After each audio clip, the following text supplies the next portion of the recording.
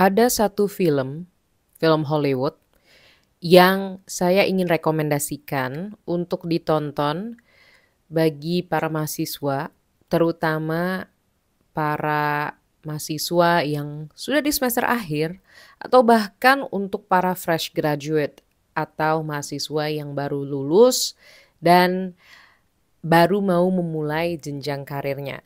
Film tersebut adalah Up in the Air yang dirilis pada tahun 2009. Disutradarai oleh Jason Reitman dan dibintangi oleh George Clooney, Vera Farmiga, terus juga ada Anna Kendrick. Nah, mungkin teman-teman kenal Anna Kendrick di film Pitch Perfect ya, tapi di sinilah Anna Kendrick tuh pertama kalinya memerankan peran yang breakthrough, yang akhirnya bisa dibilang memulai karirnya di Hollywood. Jadi film ini berceritakan tentang, aduh lupa lagi tokonya, Ryan Bingham. Ryan Bingham yang diperankan oleh George Clooney. Jadi Ryan ini bekerja sebagai staff atau pegawai di kantor yang bertugas, job desk utamanya ya, bertugas untuk memecat orang. Jadi gini, kala itu kalau nggak salah konteksnya tuh lagi ekonomi di Amerika Serikat kurang baik, jadi banyak layoff. Dan karena banyak layoff, perusahaan kan mungkin nggak mau ribet ya untuk ngurusin layoff-nya, kayak misalkan untuk pemecatan, untuk pengurusan hak-hak pekerja. Jadi pemecatan tersebut, urusan layoff tersebut diserahkan ke kantornya Ryan Bingham ini. Intinya ya tukang mecat orang lah, jasa joki, nggak joki juga sih. Ya jasa untuk memecat orang. Nah tentu kegiatan untuk memecat orang tuh tidak mudah ya, karena gimana pun juga manusia pada umumnya punya hati. Dan untuk mengatakan ke seseorang, kalau misalkan seseorang tersebut tidak bisa bekerja lagi di perusahaannya, dia harus segera pergi, itu tuh bukan hal yang mudah. Karena secara nggak langsung ya kita seperti kayak, aduh kok kita jadi memutus rezeki orang. Padahal mungkin bukan kita ya yang mutus, tapi itu adalah perintah dari perusahaan. Nah, perusahaan Ryan Bingham tuh hadir untuk menjembatani itu semua. Terus di sini Ryan Bingham adalah superstar di pekerjaannya. Kayak dia keliling di berbagai negara bagian Amerika Serikat yang luas itu dan banyak 50 untuk memecat orang. Jadi dia itu tahu the art of memecat orang atau seni memecat orang, kurang lebih seperti itu. Dan karena dia sering terbang ya, lebih sering eh, pergi ke perusahaan-perusahaan yang ada di Amerika. Jadi dia tuh emang hidupnya tuh kebanyakan di airport. Dia tidak, kalau di film tersebut tidak punya pasangan, tidak punya teman dekat, bahkan tidak dekat dengan keluarga. Jadi dia benar-benar menurut gue digambarkan sebagai seseorang yang hanya peduli pekerjaannya dan hanya peduli pada mimpinya untuk meraih sekian juta miles, lupa sejuta apa 10 juta miles, agar dia bisa bertemu dengan pilot di airlines tersebut. Yang mana gue sih nggak mau ngejudge ya mimpi orang, cuma emang ya kocak aja sih mimpinya. Ngejudge gue, oke. Enggak sih, ya itu mimpinya dia. Tapi suatu hari ada seorang intern atau kayak anak baru, dia lulusan salah satu Ivy League yang diperankan oleh Anna Kendrick, akhirnya masuk ke kantor dan mengenalkan teknologi baru ke kantornya Ryan Bingham tersebut, ke kantor yang suka lay offin orang itu. Jadi intinya adalah si tokoh yang diperankan Anna Kendrick ini mengenalkan video, teknologi video, kan kala itu filmnya 2009 ya, jadi mungkin belum senormal tanda kutip sekarang untuk menggunakan Zoom, untuk menggunakan Google Meet dan lain sebagainya. Jadi dia mengenalkan pentingnya teknologi dalam proses pemecatan ini. Jadi dia bilang kalau misalkan kita tuh nggak perlu lagi loh ngirim orang jauh-jauh ke berbagai negara bagian, terus bayar mereka, keluar duit kan, bayarin hotel juga. Kita tuh bisa kok mecat orang hanya dengan teknologi video ini. Jadi kita bisa tetap di kantor tanpa perlu ke negara bagian lain dan kita pun masih tetap bisa mengerjakan pemecatan ini. Bosnya Ryan Bingham itu seperti semacam takjub karena itu adalah inovasi yang baik untuk perusahaan, terutama karena bisa menghemat pengeluaran. Tapi Ryan Bingham yang sangat suka dengan pekerjaannya, yang pada saat itu senang naik pesawat, hidup di airport, kayak airport adalah bagian dari hidupnya, travel dengan pesawat adalah bagian dari hidupnya, belum lagi dia ingin meraih tujuan untuk bisa mencapai jutaan miles tersebut, merasa status quo-nya atau kenyamanannya itu terganggu dengan keberadaan inovasi serta anak ini. Jadi Ryan Bingham yang sudah menjadi superstar itu akhirnya gue lupa ditugaskan atau berinisiatif, tapi intinya jadinya mengenalkan bagaimana seni memecat orang ini itu perlu diperhatikan. Dan salah satunya adalah bertemu tatap muka dengan orang yang dipecat.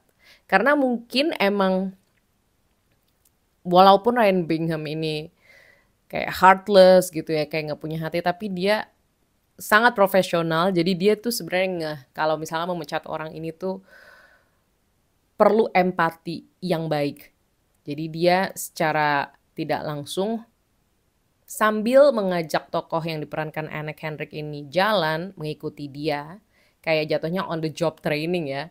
Dia tuh sambil memperlihatkan kalau kita tuh sebenarnya emang perlu untuk ketemuan loh. Emang ada biaya ya, tapi ini adalah cara yang paling tepat karena handle orang yang kena layoff itu tidak mudah. Betul dong, karena orang yang kena layoff kan kita nggak pernah tahu apakah punya tanggungan, apakah punya keluarga, apakah lagi hamil, apakah anaknya masih pada kecil, atau punya orang tua yang perlu dirawat, kita nggak pernah tahu. Jadi harus benar-benar hati-hati.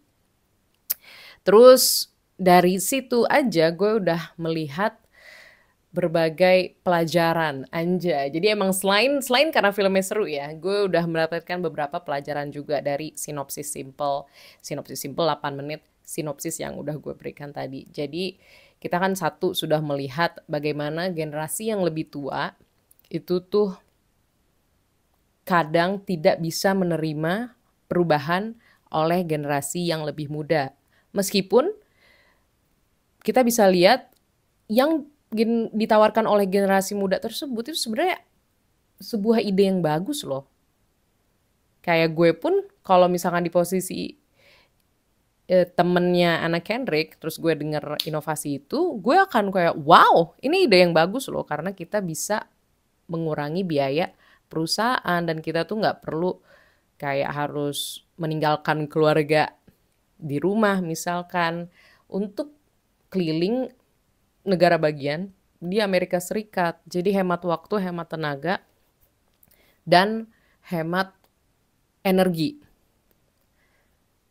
Jadi lebih efisien. Tapi inovasi tersebut ternyata tidak 100% sempurna loh. Jadi generasi tua di sini tuh punya alasan lain karena dia lebih tahu, lebih berpengalaman, dan dia tahu kalau misalkan ini tuh tidak semudah kita ngobrol terus langsung kasih tahu. Enggak. Kita harus benar-benar bisa berinteraksi secara langsung dengan baik dengan orang yang kita ingin ajak berbicara. Yang mana itu juga adalah poin yang sangat baik. Jadi kadang ya kita sebagai generasi muda tuh melihat kok generasi tua ini tidak efisien ya, kok generasi tua ini terlalu seremonial ya, kok generasi tua ini lebih ribet ya. Tapi ternyata emang di balik keribetan tersebut tuh adalah bagian dari proses untuk mencapai sesuatu di pekerjaan. Jadi dari situ aja udah ada masalah perbedaan generasi ya. Yang satu lebih melek teknologi, yang satu lebih kepada loyalitas, lebih kepada mempertahankan nilai-nilai yang lebih yang usianya lebih tua dan sudah terjadi. Jadi kayak don't fix if it's not broken.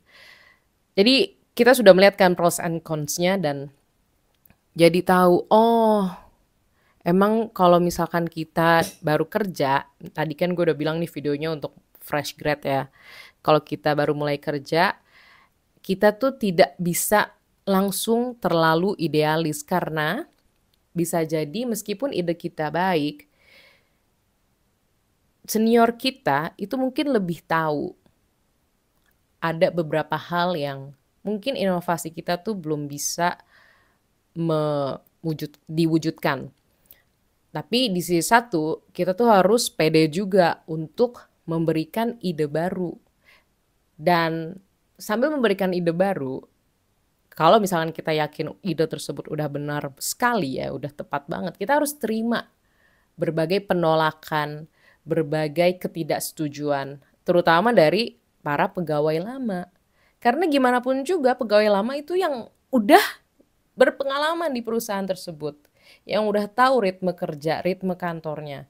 Jadi kita tidak bisa serta-merta berpikir kalau kita akan mengubah perusahaan ini dengan lebih baik. Enggak, jangan kayak gitu juga. Jadi boleh inovatif, boleh berinisiatif, boleh pinter, tentu saja justru harus pinter.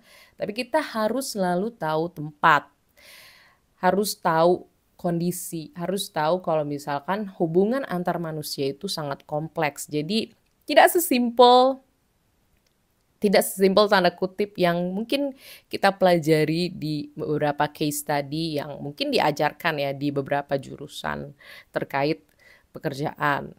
Itu satu. Terus dua, di saat filmnya berjalan, yang mana menurut gue seru banget, Ryan Bingham ini bertemu dengan seorang wanita yang diperankan oleh Vera Farmiga. Dan Vera Farmiga ini kerjaannya seperti Ryan Bingham juga. Bukan kerjaannya sih, maksudnya ritme kerjanya seperti Ryan Bingham. Jadi selalu travel kemanapun. Nah, karena mereka sering ketemu, akhirnya mereka memutuskan untuk ya hit it off. Biasalah ya, kayak hook up. Terus akhirnya saling ngobrol dan lama-kelamaan Ryan Bingham tuh merasakan sesuatu yang dia sepertinya belum pernah rasakan sebelumnya. Anjay, alias Ryan Bingham nih udah mulai baper, sudah mulai terbawa perasaan sama si Vera Farmiga ini. Dan karena dia udah mulai baper, dia tuh jadinya lebih mulai tidak seapatis dulu pada hubungan dengan orang lain. Jadi semenjak dia bertemu Vera, tokoh yang diperankan oleh Vera Farmiga ini, maaf gue lupa, dia pelan-pelan juga berusaha untuk bisa lebih peduli kepada keluarganya, terus bahkan kepada anak Henrik ini. Jadi lebih manusia lah. Karena gimana pun juga, yang tadi gue udah bilang, hubungan antar manusia itu kompleks. Kenapa? Karena manusia sendiri itu kompleks ya. Kita bisa menjadi sangat rasional, tapi di sisi satu kita bisa menjadi sangat tidak irasional, tidak logis. Dan perasaan baper tersebut itu adalah hal yang umumnya sangat tidak logis. Kadang tuh kita nggak pernah tahu ya, kok bisa sih gue suka sama A, kok gue bisa suka sih sama hal B, kita tuh nggak pernah tahu. Dan di situ tuh kita jadi belajar kalau misalkan dalam hidup, di dunia kerja, di dunia nyata,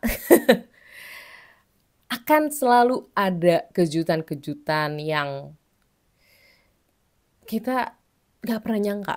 Dan bisa jadi kejutan tersebut tuh mengubah diri kita.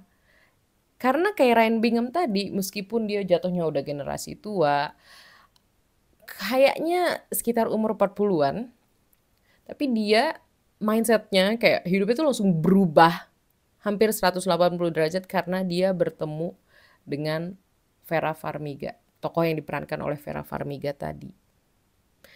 Terus abis itu di film tersebut juga, jadi gue berusaha banget untuk tidak spoiler ya, jadi gue sambil memilah-milah berbagai adegan, selain emang gue udah tahu juga poin yang emang gue mau ceritain. Jadi ada satu adegan di mana si tokoh yang diperankan Anna Kendrick ini itu sering banget chat-chatan sama pacarnya. Biasalah ya, di era sekarang pun juga seperti itu, tapi kala itu masih pakai BlackBerry. Terus karena sibuk ya kalau nggak salah, tokoh yang diperankan oleh Anna Kendrick ini putus hubungan dengan pacarnya. Tahu nggak putusnya gimana? Jadi mantan pacarnya Anna Kendrick mengirimkan pesan singkat alias SMS alias chat. Gila nggak? Jadi kayak gue udah mau udahan deh. Dan itu kan bukan hal yang mengenakan ya. Kayak menurut gue sih kalau misalkan punya hubungan serius seperti itu, sebisa mungkin jangan ngobrol, jangan diobrolin lewat teks doang, lewat teknologi doang. Enggak, harus ketemuan lah coy. Gila kali lu. Mau seberat apapun, mau sesedih apapun, kata gue ya, kalau emang sangat deep gitu, sebaiknya sih ngomong ya. Kalau teks tuh, aduh parah banget sih sebenarnya. Meskipun gue juga paham ya, mungkin kalau teks tuh dilakukan karena udah semua itu sama mantan pasangan, jadi beneran gak mau ketemu, jadi dilakukan lewat teks aja. Gue juga paham, cuma di konteks seperti itu sedih sih gue sama tokoh yang diperankan Anna Kendrick. Tapi jadinya di progres film tersebut si tokoh Anna Kendrick tuh jadi belajar tentang human touch, karena kan dia udah ngerasain tuh kalau misalkan putus hubungan lewat teknologi, nggak tatap muka, itu ternyata menyakitkan sekali. Kayak masih ada yang ganjel gitu loh. Kayak kalau bisa-bisanya mutusin gue cuma lewat teks. Dan dia pun seiring berjalannya film menjadi lebih mengetahui, oh iya gue udah ngerti nih. Emang untuk hal-hal yang tidak mudah ya, kadang emang bukan kadang, sering kali kita emang perlu human touch. Kita harus bertemu tatap muka untuk menjadi pengirim berita buruk, menjadi kurir berita buruk. Emang menyebalkan, tapi setidaknya kalau bertemu langsung tuh lebih plong. Kayak orang yang mendapatkan berita buruk tuh mungkin akan langsung bereaksi ke kita, dan meskipun kita sedih juga atau kesel juga, tapi setidaknya udah lebih plong karena udah bisa ngelihat langsung. Kalau lewat teks, kita ngelihat muka aja enggak, dengar suara enggak, hanya ngelihat tulisan, itu nyesek sih. Tapi balik lagi ya, maksudnya mungkin emang mantan pasangannya udah enak banget, jadi kayak udahlah lewat tulisan aja daripada ketemuan terus dia sibuk ribet. Mendingan lewat teks. Jadi paham juga bagian itu, tapi di konteks ini kayak kita jadi belajar, oh ya ternyata gue salah ya, emang beberapa hal tuh nggak bisa diselesaikan hanya lewat teknologi loh, butuh juga human touch. Itu. Nah terus ada satu adegan yang menurut gue cukup vital dan cukup menginspirasi gue untuk membuat video seperti ini. Jadi ada satu adegan di mana tokoh Ryan Bingham itu bertemu dengan salah satu karyawan yang dipecat. Terus karyawan yang dipecat itu tentu ngomel dong, karena kayak kesel kan. Dia dipecat, padahal dia punya anak. Terus ada satu momen di mana Ryan Bingham tuh nanya ke si tokoh ini, yang diperankan oleh J.K. Simmons. What a good cameo, by the way. Dia nanya, lo tuh digaji berapa sih?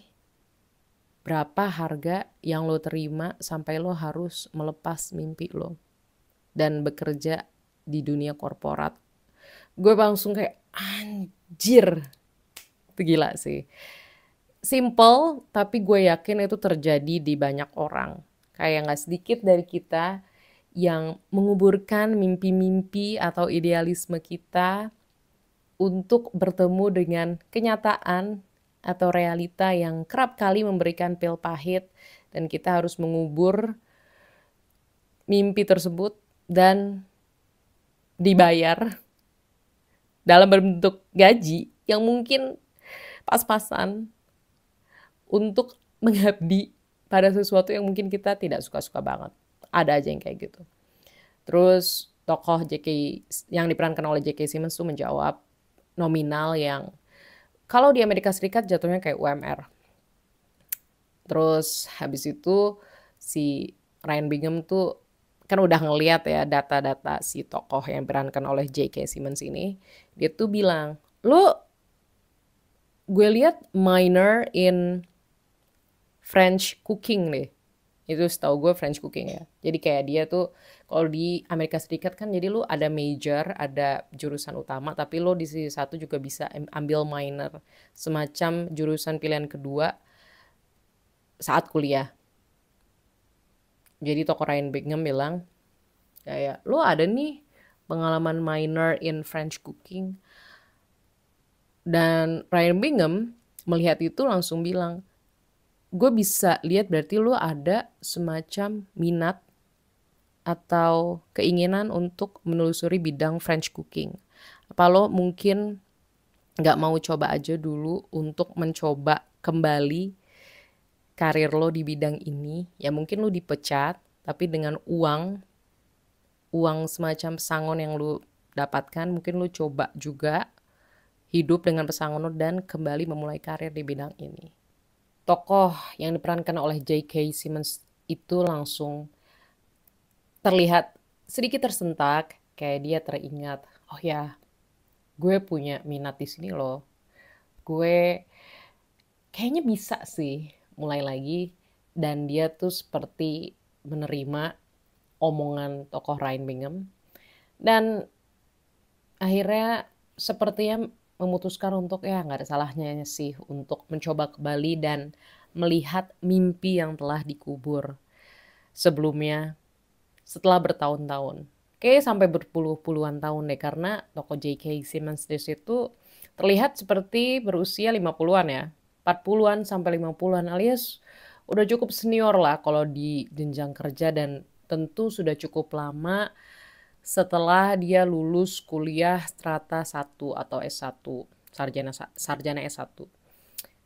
Dan gue pribadi dari situ melihat kayak, damn, hidup tuh cuma sekali. Jadi sebisa mungkin, walaupun tentu sulit ya, walaupun tentu banyak saja hambatannya, kita selalu bisa mencoba apapun dan bagaimanapun caranya, terlebih kalau misalkan di usia fresh graduate atau mungkin mahasiswa masih nonton, untuk selalu mencari mana sih yang kira-kira paling cocok buat gue, yang sekiranya terbaik buat gue. Jadi bukan terbaik untuk mayoritas orang, rekomendasi orang-orang, enggak, tapi apa sih yang sebenarnya gue bener-bener bisa lakukan, kalau bisa juga dapat duit dari situ, dan gue mau ngelakukan itu dalam jangka waktu yang paling panjang. Kayak gue gak mesti jadi yang terbaik di situ, tapi bisa jadi itu yang adalah bidang yang paling cocok buat gue. Karena kalau misalkan kita udah keburu tenggelam di dunia korporat, gak sedikit ya guys, gak sedikit orang tuh yang ya udah akhirnya menjalani hidupnya di pekerjaan tersebut. Bukan berarti pekerjaan tersebut buruk ya, tapi bisa jadi dengan dia bekerja di bidang tersebut bertahun-tahun, dia sebenarnya tidak merasa begitu puas dengan dirinya sendiri. Itu sering banget terjadi. Jadi meskipun realistis, dapat gaji, bisa menghidupi diri sendiri dan keluarga, dia tidak benar-benar menelusuri diri sendiri. Dan menurut gue ya, ketika tokoh yang diperankan J.K. Simmons ditawarkan tersebut, dia tuh secara tidak langsung seperti ditawarkan sebuah opsi untuk menelusuri diri sendiri, untuk menelusuri sesuatu yang dia dulu pernah suka banget sampai dia akhirnya mengambil minor in French cooking. Jadi kalau menurut gue dari situ bisa disimpulkan kalau kita harus mencoba tentunya untuk tetap realistis, tapi jangan pernah menjauhkan atau mengubur idealisme kita dalam atau menutup serapat-rapatnya. Enggak. Karena kita bisa kok untuk tetap realistis, tapi membawa passion tersebut ke dalam hidup kita. Karena nggak salah pekerjaan-pekerjaan yang artsy, kayak tadi French cooking, atau mungkin bikin film, atau bikin lukisan, itu bisa jadi tidak memberikan kalian penghasilan yang substansial. Bisa jadi kayak kalian tuh harus benar-benar bagus banget kalau mau penghasilan yang juga lumayan grande. Dan sayangnya di dunia ini tuh kadang the winner takes it all. Kadang ya lo harus benar-benar bagus banget sampai lo harus bisa mendapatkan reward yang setimpal dengan usaha yang lo keluarkan. Karena cuy, nggak sedikit orang yang sangat bertalenta dan sangat passionate di sini. Kalau misalkan lo cuma passionate tapi nggak ada talenta, lo akan kalah dengan mudah dengan orang-orang seperti itu. Jadi makanya kita harus terima kenyataan seperti itu. Ya syukur kalau Anda ternyata yang terbaik juga, tapi sayangnya di dunia ini mayoritas ya tidak menjadi yang terbaik ya. Tapi passionate. Jadi harus selalu mencoba untuk bekerja kerja apapun. Yang penting dapat duit, bisa membiayai diri sendiri, bisa beli makan gitu, nggak ngerepotin orang lain. Tapi mungkin ya di sela-sela waktu ketika kita tidak bekerja, maksudnya lagi weekend, lagi libur, terus dengan uang gaji yang kita dapatkan, kita tuh bisa menyisihkan uang tersebut ke passion kita. Misalkan, gue mau ngelukis, gue mau belajar merajut, gue mau menjadi penulis, misal seperti itu. Jadi kita tetap dapat duit secara realistis bekerja apapun. Mungkin kerjaan yang boring, mungkin bosnya menyebalkan, tapi kita selalu punya ruang di diri kita untuk menelusuri hobi tersebut. Bukan berarti J.K. Simmons tokoh yang diperankan J.K. Simmons itu tidak menelusuri ya French cooking. Cuma kalau menurut gue, asumsi gue ya kayaknya enggak ya. Dan gak sedikit juga yang emang udah gak nyentuh sama sekali juga passion atau hobi atau bagian diri mereka yang mereka sudah kubur rapat-rapat saat mereka lulus kuliah dan bekerja di korporat. Jadi selalu coba untuk bawa itu guys, karena balik lagi hidup cuma sekali. Masa sih hal yang kalian suka tidak mengganggu orang lain harus kalian kubur rapat-rapat? Kan kalaupun emang kalian sibuk, misalkan di 1 tahun kerjaan, kan insya Allah mudah-mudahan ada tahun selanjutnya untuk kembali. Misalkan tabungannya udah lebih ada, waktu udah lebih luang. Jadi jangan pernah buang apa yang kalian suka sih kalau menurut gue ya. Siapa tahu seperti yang tadi dikatakan oleh tokoh Ryan Bingham, siapa tahu ini bisa menjadi awal karir. Siapa tahu passion tersebut bisa menjadi sebuah side hustle. Gak ada yang tahu loh. Kayak gue tuh walaupun bukan yang terbaik, gak jago, gak yang terjago, gue bisa nerjemahin. Gue tahu beberapa hal tentang dunia penerjemahan. Dan sekarang gue adalah penerjemah lepas. Jadi gue bisa memanfaatkan apa yang gue bisa kerjakan, apa yang gue cukup suka meskipun gue bukan yang terbaik, menjadi salah satu pemasukan tambahan gue. Karena gue selalu membawa dunia tersebut tuh ke diri gue. Gue jujur gak passionate yang 100% banget itu enggak. Tapi gue tahu gue bisa lakukan. Gue gak masalah untuk ngelakuin ini dalam jangka waktu yang lama, kuantitas yang banyak. Dan gue pun juga senang kalau belajar hal-hal yang baru meskipun gue gak 100% yang kayak passionate total. Atau kayak misalkan dengan dunia sepak bola, gue tuh dulu I grew up with football, Football as in sepak bola ya, bukan soccer. Bukan football, American football. Jadi kalau di American soccer, football. Gue suka banget dunia sepak bola. Gue nonton bola dulu begadang sampai pagi, Liga Inggris, Liga Champions, Piala Dunia, Piala Eropa. Bahkan sampai sekarang meskipun jujur semenjak kuliah tuh udah nggak terlalu, tapi gue tetap suka cerita-cerita tentang sepak bola kayak dulu dari majalah 442 atau dari video-video YouTube. Dan ternyata dari kesenangan gue tersebut, gue bisa sempat bekerja kurang lebih hampir 2 tahun di Federasi Sepak Bola Internasional, cuy. Kalian tahu lah Federasi Sepak Bola Internasional apa. Beneran gue pernah kerja di situ di bagian content writing dan translating. Mana ada yang nyangka, ya kan? Dan gue seneng banget karena it was one of my biggest hobbies. Itu adalah salah satu hobi terbesar gue dulu ya pas masih kecil. Jadi nempel banget ke gue meskipun gue tidak seantusias itu sekarang. Dan gue masih peduli sama dunia sepak bola. Jadi gue sangat seneng ketika mendapatkan itu. Jadi makanya jangan pernah deh buang bagian diri kalian. Apalagi kalau kalian suka gitu. Dalam-dalam jangan. Karena kita nggak pernah tahu ya hidup itu bagaimana, dan kemungkinan besar hidup ini hanya sekali. Jadi masa sih kesenangan kita tuh dikubur hanya karena tidak cocok dengan realita, hanya karena tidak cocok dengan orang lain. Jangan. Dan itu aja sih menurut gue. Ini udah lumayan panjang soalnya.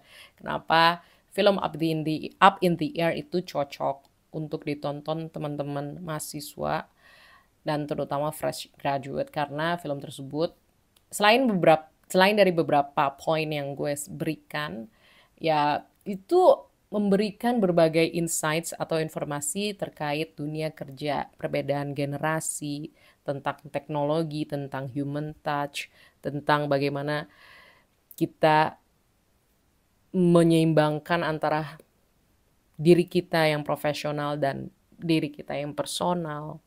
Banyak sekali yang menurut gue itu bisa diambil dari sini. Selain memang filmnya sangat menyenangkan, kayak cerita romansanya tuh juga asik. Gue gak sebut sama sekali karena biar kalian nonton aja sendiri. Terus endingnya menurut gue juga sangat touching.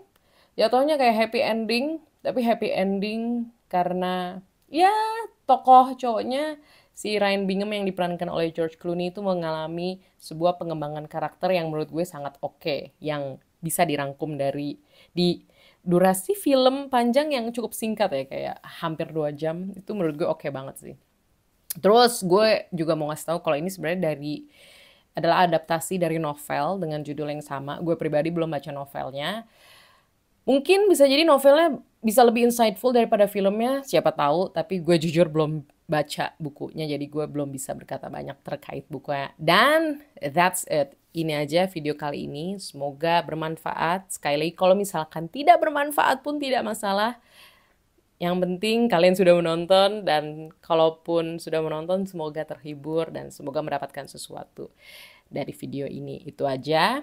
Kalau ada yang mau komentar silakan langsung komentar. Terima kasih dan sampai jumpa di video selanjutnya. Dadah.